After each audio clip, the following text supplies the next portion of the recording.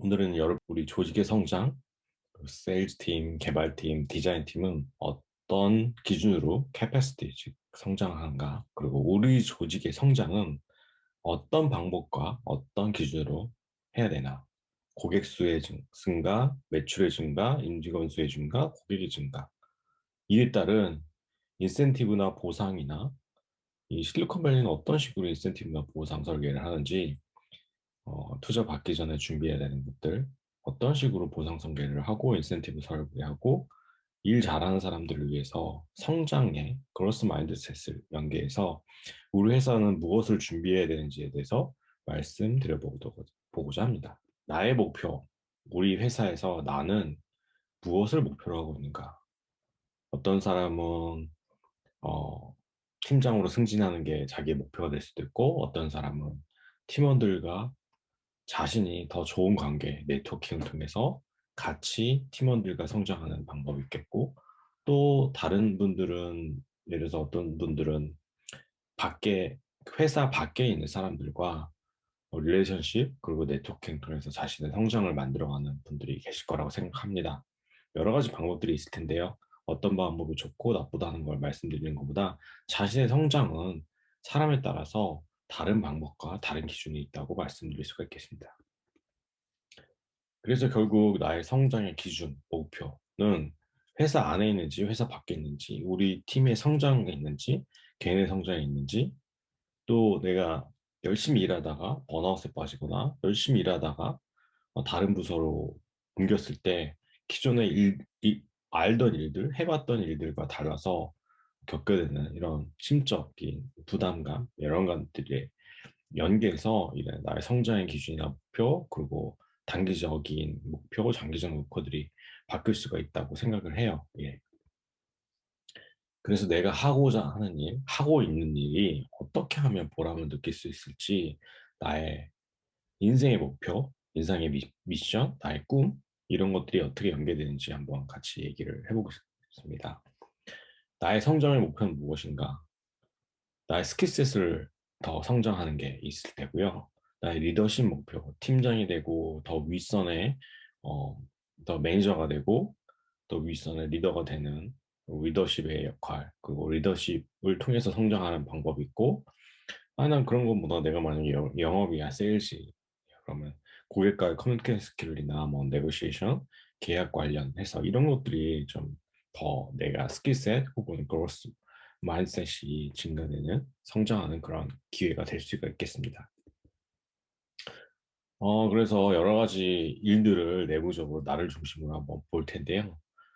캡처링 프로세스라고 해서 먼저 내가 어떤 일을 하고 있는지, 이번 주에 하는 일, 다음 주에 하는 일, 이번 달에 하는 일을 한번 정리해 보기로 해요. 그래서 저희가 이제 일을 생각해 보니까 프로젝트에 관련된 일, 우리 회사에서 내가 해야 될 일, 그리고 여러 가지 협업 툴을 사용해서 어떤 것들은 올려야 되고, 어떤 것들은 진행상을 알아야 되고, 태스크가 됐던, 프로젝트가 됐던, 저희 개발이라든지, 저희 뭐, 헬스케어 쪽 병원과의 연계, 그리고 어떤 수의사님이 저한테 기능을 요청하는 것들, 굉장히 일들이 많겠죠. 그래서 그런 것들을, 많은 일들을 어떻게 정리하는지에 대해서 한번 정리를 해봤습니다. 생각을 해보니까 계속 반복적으로 일어나는 것들, 예를 들어서 리포트 작업들, 그리고 월간, 먼슬리 인보이스 발행들, 그리고 시간이 지남에 따라서 아침에 해야 될 일, 저녁에 해야 될 일, 그리고 월 초에 해야 될 일, 월 말에 해야 될 일, 이런 것들이 다 갈리지나요. 그래서 이렇게 두 가지로 볼 수가 있겠고, 또 확장해보면, 또 룰 베이스, 그래서 기획이 되면, 기획 다음에 디자인이 되고, 앱 디자인이 되고, 앱 디자인을 통해서 디자인이 완료되면 개발자하고 논의를 해서 개발이 되고 서비스를 런칭하고 그리고 마케팅하고 고객과의 릴레이션십 그리고 온보딩 서비스에 대해서 얘기를 하고 이런 데이터들이 쌓여서 구조화된 데이터 그리고 구조화되지 않는 데이터, 시계열 데이터 이런 것들이 여러 가지가 있겠죠. 그래서 에러가 발생하면 그 다음 단계로 에러를 누가 어, 처리를 해야 되고 에러를 받았을 때 그 에러를 픽스를 하기 위해서 개발자가 해야 될 건지 아니면 프로세스를 바꿔야 되는지 아니면 기획부터 펑셔널한 것들을 바꿔야 되는지 여러 가지 논의와 방법들이 있을 거라고 생각이 됩니다. 그럼 이것들을 월요일부터 금요일까지 업무를 한다면 이거를 어떻게 구분해서 저희가 일을 할까요? 보니까 매주 아침에는 스탠드업 미팅을 해요. 그리고 프로젝트 진행 사항이라든지 디자인 요구사항, 그리고 프로젝트 비용이라든지 여러 가지 기획들, 프로세스들을 체크를 합니다. 그리고 이것뿐만이 아니라 또 계속 일들을 보니까 어, 스케줄 미팅에서 뭐 리더급 레벨들하고 미팅이 하는 게 있고 태스크 리포트가 있고 디자인 리포팅이 있고 인보이스가 진행되고 여러 가지 일들이 있어요. 그래서 이 일들에 너무 많은데 줄일 수 있나? 어떤 기준으로 줄여야 되나? 하는 것들을 고민해 봤겠죠. 실제로 일을 쭉 나래비를 세워보니까 월간 해야 될 일, 분기별 해야 될 일, 그리고 연간 해야 될 일이 이렇게 있습니다. 그래서 이것들을 줄일 수 있는 방법이 뭘까요? 여러 가지 내부적으로 고민들을 해보게 됩니다. 그러면 그게 크게 여러 가지가 있어요. 인터뷰가 있고, 리뷰 프로젝트가 있고, 스탠드업 미팅 있고, 뭐 슬리포트가 있고, 쿼터리 리포트가 있고, 뭐 이거 이외에도 여러 가지 일도 있겠죠. 근데 제가 채용에 대해서 말씀드렸다시피 저희는 채용을 팀원을 채용할 때 5번 정도의 인터뷰를 진행합니다. 근데 이 인터뷰가 보통 1시간이 될 수도 있고 뭐, 1시간 이상이 될 수도 있죠. 근데 이게 한 명이 들어가냐, 아니면 5명이 들어갈 수도 있잖아요. 저 일하는 팀원, 그리고 팀장, 그리고 연관된 업무를 진행하는 사람, 5명이 진행해서 한 명에 대해서 인터뷰를 한다면, 총 5명이 들어가면 5시간이 소비가 되는 거죠. 근데 이 채용을 할 때 한 번만 하느냐? 저희가 5번 인터뷰를 한다고 말씀드렸잖아요. 3번 인터뷰를 3번만 하더라도 15시간이 들어갑니다. 근데 한 명만 하냐? 아니죠. 이게 후보군이 5명이 될 때도 있고 그 이상일 때도 있습니다. 우선 5명만 해도 10시간이라고 해도 5명 하면 50시간이 날라가요. 그러면 거의 2명 정도는 오로지 이 일에 그리고 실제 그 채용 인원을 확정을 한다도 그 사람이 안 오게 되면 또다시 이 과정이 진행되거든요. 인터뷰를 어떻게 효율적으로 해야 되나? 첫 번째, 아웃소싱하는 방법이 있고 인터뷰 프로세스를 1차부터 서류 전형부터 뭐 1차, 2차까지는 자동화하는 툴로 질문하거나 어떤 숙제 프로세스를 내거나 뭐 개발자라면 이제 자동화된 어떤 질문 답변 프로세스로 예, 막 변환할 수가 있겠죠. 그러면 인터뷰를 5번이 아니라 3번은 자동화된 툴로 진행하고 2번은 실제 팀장과 실무자들이 하는 그런 프로세스로 줄일 수가 있겠습니다. 그래서 일을 어, 반복적이지만 우리가 의미 있는 일로 구체적이고 의미 있는 일, 성과가 있는 성장에 필요한 일로 하는 게 하나가 있고 두 번째로는 우리 데이터가 저희 환자들 데이터가 오는데 이게 일상적으로 들어오는 데이터가 있는 반면 너무나 그 딥바인 되지 않고 예를 들어서 이런 거죠. 갑자기 응급 환자가 왔어요. 그리고 응급 환자에 대한 정보들은 갑자기 들어오는데 이게 병원에 들어가야 될지 간호사가 입력해야 될지 아니면 원무과에 입력할지 이게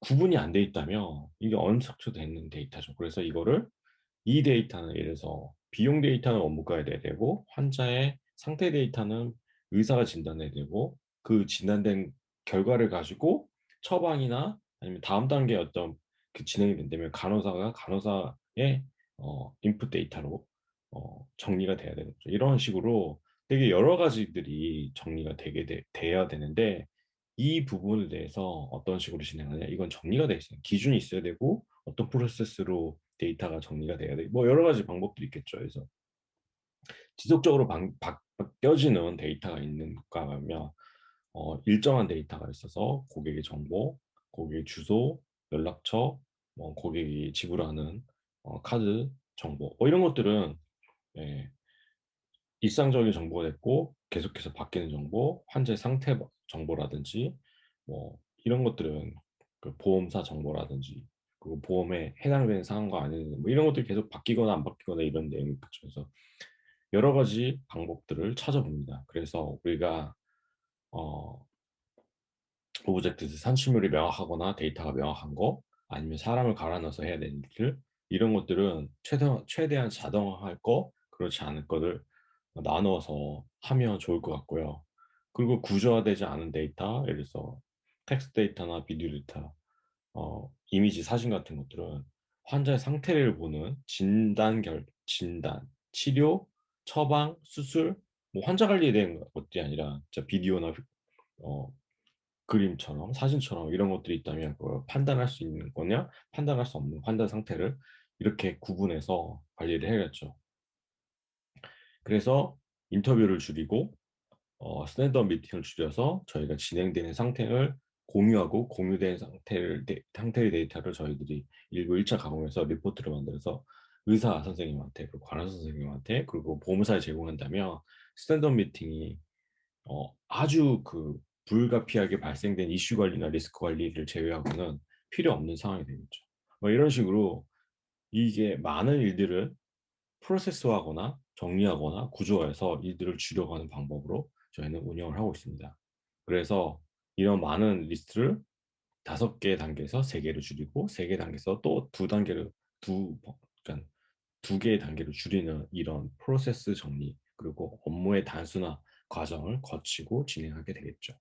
그래서 여러분들과 함께 다음 단계로 우리 조직의 성장, 개인의 성장, 업무의 일이 정리가 된다면 그 정리된 일, 업무 프로세스를 통해서 조직의 성장 모습에 개인의 성장, 그리고 개인의 일하는 방법을 온라인시켜서 우리는 어떻게 회사의 가치, 즉 프로덕트인지 서비스인지 프로덕트가 마찬가지고 서비스도 마찬가지고 라이프 사이클이 있을 텐데 그 라이프 사이클에 맞춰서 서비스가 성장하거나 제품이 성장하면 그 성장 속도에 맞추고 우리가 고객한테 대응하는 부분이 있고 만약에 이제 성장했다가 쇠퇴기를 들어간다면 다음 단계 서비스나 프로덕트를 준비해야 되는 거고요. 그래서 그것들을 따라서 회사 역량에 맞춰서 당장 시작해야 되는지 아니면 한 달 후에 시작해도 될 건지 아니면 실제 이런 것들을 미리미리 준비해서 우리 옆 팀과 저희 팀이 이제 콜라보레이션을 같이 할 건지 뭐 이런 내용들이 있겠죠. 그래서 이렇게 진행되는 여러 가지 방법들을 논의하고 진행하는 과정들이 있겠습니다. 네. 측정 가능한 타스크가 있으면 좋겠고요. 그리고 그게 위클리면 위클리 달성 가능한 목표, 머슬리면 머슬리 달성 가능한 목표. 근데 이게 1주차에 한 일을 못했어. 2주차에 하면 돼. 2주차에 한 일을 못했어. 3주차에 하면 돼. 하면 되거든요. 근데 아예 하다가 멈추면 그거는 네, 내가 이 일은 2가지가 있어요. 이 일은 할 수 없구나. 제가 만약에 마라톤 42.19km를 뛴다고 해. 그거를 3월 말까지 한다고. 지금 운동 하나도 안 했어. 이게 가능한 목표일까요? 아니죠. 근데 가능하지 않더라도 있으면 뭐 없는 것보다 낫겠죠. 근데 이거를 하면 42.1km를 3월 달에 할 수 없어요. 그러면 오늘 100m 뛰는 거였어. 그래. 100m 아니어도 돼. 50m 뛰는 거였어. 그래. 그리고 다음 주에는 100m 뛰는 거였어. 그래. 그리고 3주 차에는 200m 뛰는 거였어. 그래. 일주일에 한 번을 했으면 내가 뭔가 나아지는 거잖아요. 지금 나아짐을 내 자신하고 약속하고 도저히 못하는 거였으면 그건 빼버려요. 왜냐하면 내가 맞지 않는 목표일 수도 있거든요. 그러니까 빼도 돼. 근데 여기에 빠졌으면 이 라인에 만약에 채웠는데 이걸 도저히 못할 것 같아요. 아예 빼버려도 돼요. 근데 채워 넣어야지 다른 것. 그러니까 저희가 업무를 할 때 보고서 쓴다 그러면 1주차에 보고서 뭐 썼어? 이거는 뭐 개인의 업무라고 보신다면 2주차에는 1주차에 만약에 보고서 쓰는데 7일 걸렸어, 7일. 5 워킹데이 걸렸어요. 근데 다음 달에는 목표를 어떻게 잡냐면 4일로 줄이는 거야. 그리고 그 다음 달엔 3일로 줄여보고. 이렇게 목표를 잡으면 돼요.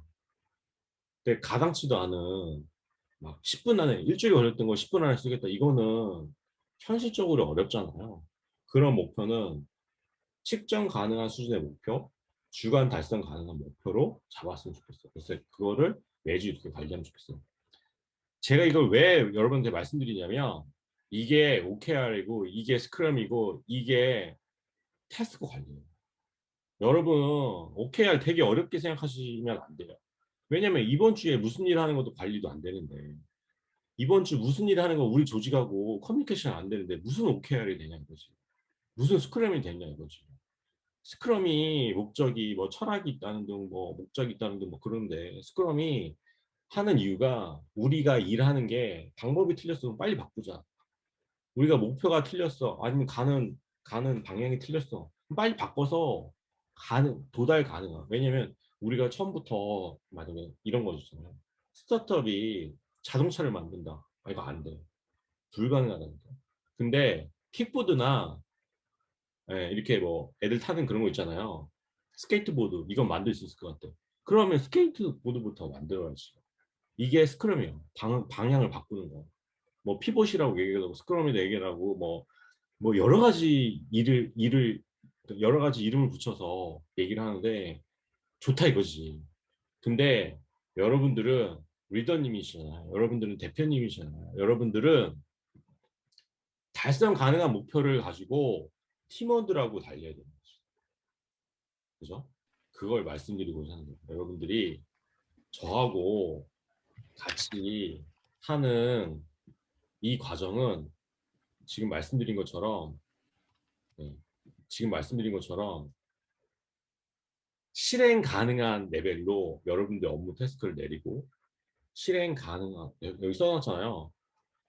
위클리 베이스 그러니까 어제 한 일이 오늘 해도 돼. 오늘 한 일이 못해서 내일까지 해도 돼. No problem. 이게 문제가 아니라 최소한 위클리별로 이게 단 10%가 진행돼도 다음 주에 20% 진행돼도 그 다음 주에 40% 진행돼도 상관없다. No problem.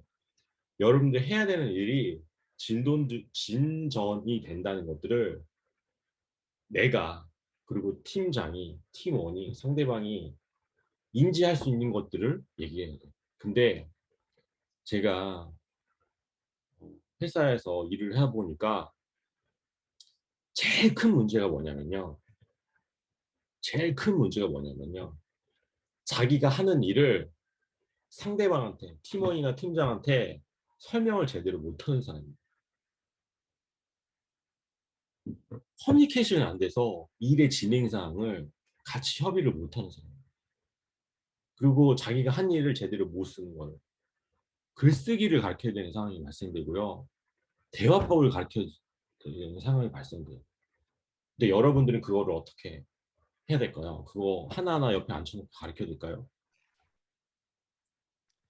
대표님, 저의 예? 지금 극단적으로 똑같은 상황을 겪고 있는데 어떻게 하시나요? 극단적으로 또 근데 이게 너무 많이 일어나는 일들이야. 그래서 각각의 방법을 찾으시는 게 좋을 것 같아요. 제가 처음에는 가르치려고 했거든요. 가르치려고 했어요. 근데 제가 못 견디겠네요. 제가 너무 힘들어서. 그래서 지금 제가 신입사원 안 뽑는다. 말 못하는 사람, 글 못 쓰는 사람 안 뽑는다라는 게 저의 방법을 찾은 거예요. 이게 여러분한테 다 핏하다고 말씀드린 건 아니에요. 저는 주니어를 못 가르치겠어요. 근데 주니어 뽑아서 성장을 잘 시키는 분들도 분명히 계세요. 그건 여러분들 탤런트인데 저는 그런 탤런트가 없는 거를 알았어요. 근데 이거 되게 크리티컬한 문제거든요. 직원이 이번 주에 한 일을 제대로 설명 못 한다? 그러니까, 어떤 분은 그러시는 분도 있어요. 자기는 회사 생활에 체질이 안 맞는데, 어떻게 해요? 회사 생활에 체질이 안 맞는데, 이런 사람은 어떻게 해야 돼요? 체질에 맞게 굴려야 돼요? 저 처음에 이런 경우도 있었어요. 이 사람이 포텐셜이 있어 보이는데, 일을 제대로 안 하는 거예요. 일을 잘했던 사람인데. 포텐셜도 분명히 있고. 그러면 일을 더 시켜요. 저희 방법이에요. 일을 더 시켜서 그 사람이 일로 자기의 그 디프레스, 딥다운 혹은 그 워킹 허리젠탈을 일에 열정이 떨어진 거를 극복하느냐 시간을 줘야죠. 일 잘했던 사람이니까. 근데 그것도 한 달, 두 달 기다려보다 더 이상 이 사람이 자기 페이스 못 잡고 헤맨다? 그럼 정리. 그리고 저희는 계속해서 어, 직원들의 정신 멘탈을 관리해 주긴 하거든요. 저희 정신치료 상담사도 직접 연결되고 실제 그 병원에 가서 의사 선생님하고 이 상담을 받기도 하고. 근데 안 되는 사람은 어떻게 하냐면 끌어안고 간다고 저는 생각을 했거든요. 처음에는.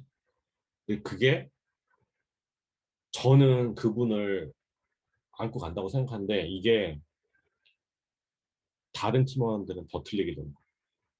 그래서 불공평한 상황이 발생되고 쟤 때문에 내가 일이 더 많아진다. 나 이 회사 다니기 싫다. 라는 불평불만이 나오기 시작하더라고요. 어느 순간. 이건 직원이 많아질 때. 그러니까 여러분들이 의사결정을 하셔야 돼요. 그 사람을 끌고 갈 거냐? 아니면 성장시킬 거냐?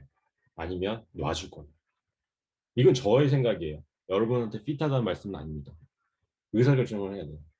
근데 아까 어떤 분이 말씀하셨지. 아, 성장하는 게 안 보여. 그거는 뭘로 판단할까요?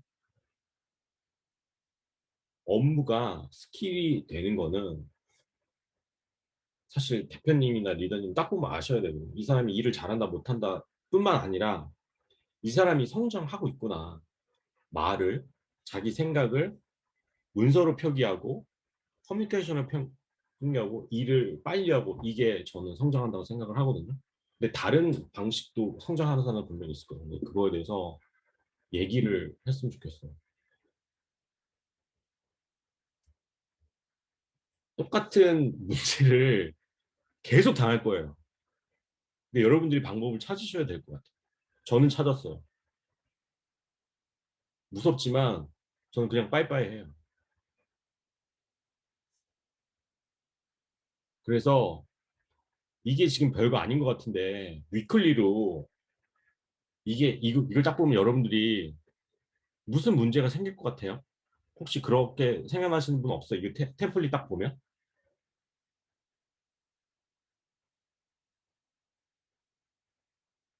이 템플릿 보고 우리 양소영님 혹시 이 템플릿 보고 어떤 문제가 생길 것 같다는 생각 혹시 안 드세요?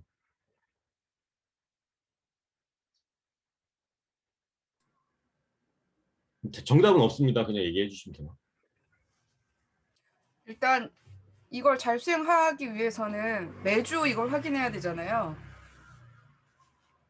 근데 이제 조직에서 하다 보면은 이게 이제 생활화가 되지 않았을 경우에 이제 바쁘니까 뭐 이렇게 넘어가면서 흐지부지 될 가능성도 있을 것 같고. 사실 그게 제일 큰 문제인데 그걸 어떻게 극복해야 될까요? 그 이게 뭐라 그래야 될까? 그 루틴으로 그러니까 담당자 디시전 메이커가 딱 잡고 진짜 해야 되는 것 같아요. 이건 아랫사람이 하자고 해서 윗사람이 하는 구조가 아니기 때문에 윗분이 맞습니다. 그냥 에? 제가 말씀드리고 싶은 게 바로 그거예요. 예. 이거는 무조건 대표가 해야 되고, 아니, 대표가 솔선수범을 해야 돼요. 저도 하니까 여러분들 해주세요. 근데 심지어 그것도 안 할 수도 있어요. 근데 그러면 이거를 안 하면 제가 당신이 하는 일을 진행상을 체크 못 하니까 성과금이나 인센티브나 승진에 내가 판단할 수 있는 근거를 만들어줘요. 이걸 하면 내가 보고 하는데 그나마도 없으면 당신이 어떻게 일을 하고 있는지 알 수가 없어서 승진이나 프로모션은 하지 마. 이걸 이제 팀장하고 협의를 해서 먼저 선행적으로 팀장이나 아니면 리더급하고 얘기를 해서 그거에 대해서 먼저 만들어줘요. 근데 무조건 대표는 안 하는데 직원 시킨다 이건 안 돼. 대표가 하고 있어야 돼. 무조건 대표가 하고 직원분들한테 부탁을 해야 돼. 나도 이렇게 하니 당신도 해주십시오.가 제일 현실적인 방법이에요. 또 문제가 보이시지 않나요? 이거 보면 문제 보이시는 분 혹시 없으세요? 목표 설정 자체가 명확해야 될 것 같은데요. 아, 그건 뭐 당연한 거고. 이정진님, 혹시 이거 보면 문제가 있을 것 같지 않아요?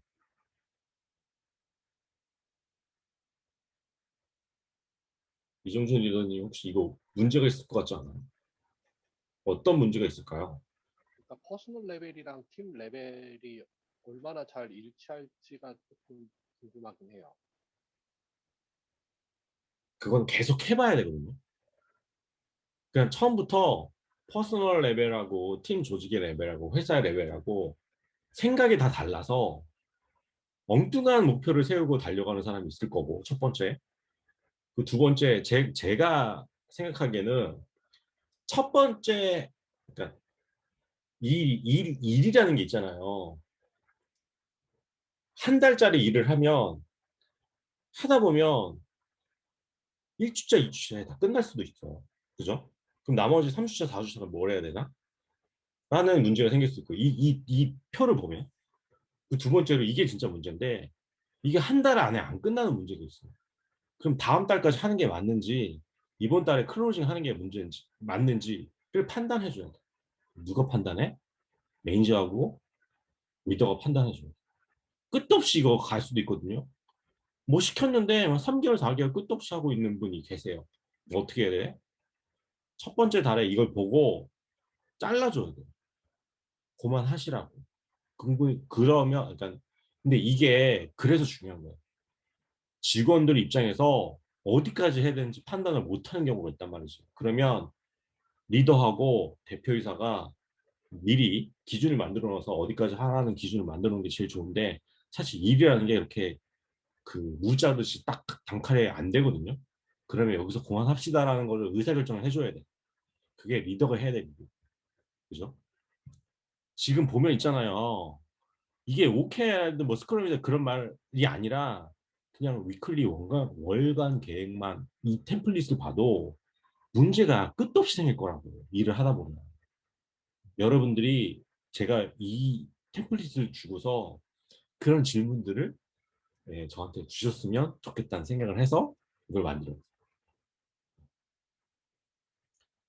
이거 하다 보면요 중간에 아까 양소영 리더님이 말씀하신 것처럼 흐지부지 되는 경우가 90%예요.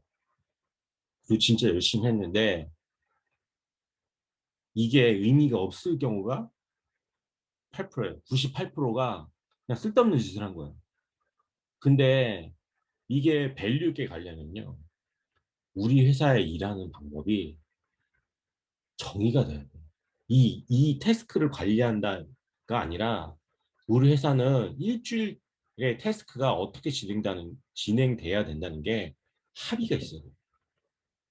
근데 그 합의는 대표이사가 꾸준히 하고 자기의 방법을 찾아서 그걸 전파하는 게 가장 좋은 방법이라는 말씀이죠. 대표이사가 안 하고 직원 보고 이거 알아서 해서 나한테 보고라고 해야 안 한다니까요. 왜냐하면 뭘 해야 되는지도 모르고 왜 해야 되는지도 모르고 이게 어떤 베네핏인지도 모르기 때문에 그걸 해야 될 이유를 못 찾는 거죠. 근데 대표이사가 이걸 본인도 하면서 푸시를 하면서 이거 갖고 성과평가를 하겠다, 이거 갖고 인센티브를 주겠다, 이것도 보상 설계를 하겠다. 신시영 리더님이 CEO 과정에서 뭐라 했냐면 보상 체계를 만들자고 해요. 근데 보상 체계의 기준도 없어. 우리는 뭘 보상으로 해야 되는지도 없어. 근데 그 기준은 이렇게 하나라도 하나씩 실행함으로써 만들어가는 거라 말씀드리는 거예요. 근데 이게 별거 아닌데요. 이거 하기 쉽지 않아요. 음. 이게 별거 아니. 지금 우리 OKR이다, 뭐 MBO다, 뭐 성과 관리다, 뭐 보상 체계 설계다, 뭐 인센티브 되게 많은 말들이 많은데 솔직히 말씀드리면 이거 하나만 하면요. 거의 90%는 할 수 있어요. 이거 갖고 커버가 안 되는 게 개인의 성장은 이거 갖고 커버가 안 될 수도 있죠. 왜냐하면 개인의 성장 목표가 캐릭터마다 다 다를 수 있으니까. 어떤 사람은 안정적인 직업을 원하는 게 있고 저처럼 불안정해도 성취감에 목숨을 거는 사람 이거는 목표가 다르기 때문에 이거 갖고 성장의 목표, 회사의 목표, 개인의 목표를 온라인에 쓴다. 어려울 수는 있어요.